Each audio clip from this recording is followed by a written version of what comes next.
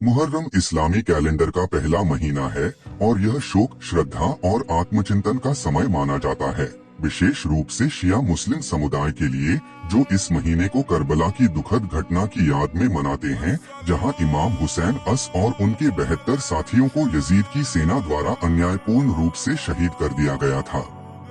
इस दुखद अवसर की स्मृति में मुहर्रम का महीना विशेष रूप से एक संजीदगी और संयम का प्रतीक बन चुका है, जिसमें कई मुसलमान विशेष प्रकार के आहार और व्यवहार से परहेज करते हैं। मछली न खाने की परंपरा भी इसी सांस्कृतिक और धार्मिक भावना से जुड़ी हुई है। धार्मिक मान्यताओं और लोक परंपराओं के अनुसार मुहर्रम के दौरान मछली न खाने के पीछे कई कारण बताए जाते हैं। एक मान्यता यह है कि करबला की लड़ाई के दौरान जब इमाम हुसैन और उनके साथियों को पानी से रोका गया, तो उन्हें कई दिनों तक प्यासा रखा गया। इस कारण मुहर्रम के दौरान जलजीवों, विशेषकर मछलियों को न खाना एक प्रतीकात्मक श्रद्धांजलि मानी जाती है, जिससे यह जताया जाता है कि जैसे इमाम हुसैन को पानी नहीं मिला, वैसे हम भी उन दिनों में जलजीवों को नहीं खाकर उनके संघर्ष को याद कर रहे हैं। इसके अलावा कुछ लोग यह भी मानते हैं कि करबला के युद्ध के बाद जब लाशों को दरिया में बहा दिया गया या उनमें से कुछ नदियों में पहुंची, तब मछलियों ने उन शहीदों के अंगों को छुआ। इसलिए यह भावनात्मक श्रद्धा है कि मुहर्रम के समय मछली खाना उन पवित्र शहीदों के अपमान के समान समझा जाता है।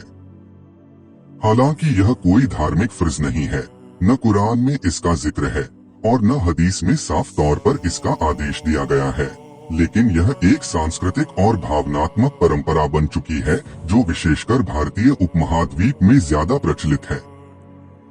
कई बुजुर्गों और समाज के ज्ञानी व्यक्तियों के अनुसार मछली एक ठंडी तासीर का भोजन है और शोक के समय में गर्म तासीर की चीजें खाना शरीर को ताकत देता है और भावनात्मक स्थिति में सहायक होता है, इसलिए भी इसे वर्जित माना जाता है। साथ ही मछली पकाने के दौरान महक और तेल का प्रयोग होता है, जो एक शोक के माहौल में उपयुक्त नहीं समझा जाता।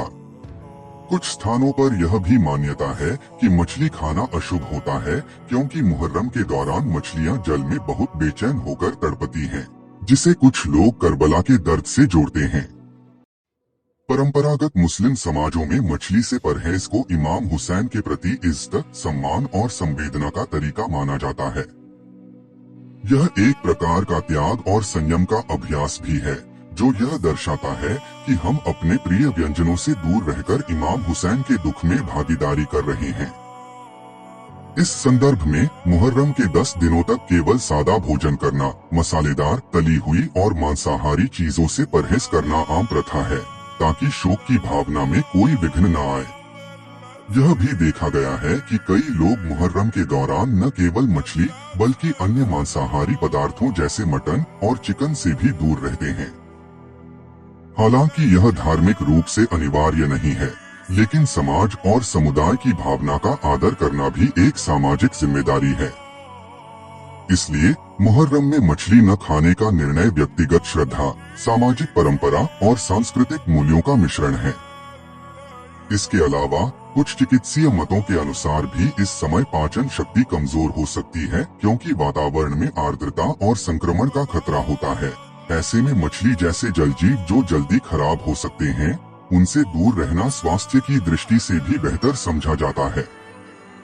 अंत में यह कहना उचित होगा कि मछली न खाने की परंपरा कोई धार्मिक आदेश नहीं, बल्कि यह एक भावनात्मक श्रद्धा, सामाजिक अनुशासन और सांस्कृतिक आस्था का प्रतीक है, जो इमाम हुसैन और उनके शहीद साथियों के बलिदान की स्मृति को मान देने का तरीका बन चुका है।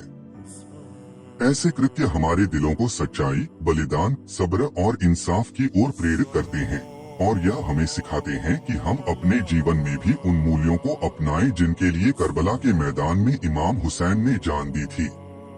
इसी भावना से बहुत से मुसलमान इस महीने मछली से परहेज कर अपनी श्रद्धा व्यक्त करते हैं, ताकि वे अपने दिल में करबला के शहीदों के दर्द और बलिदान को जीवित रख सकें।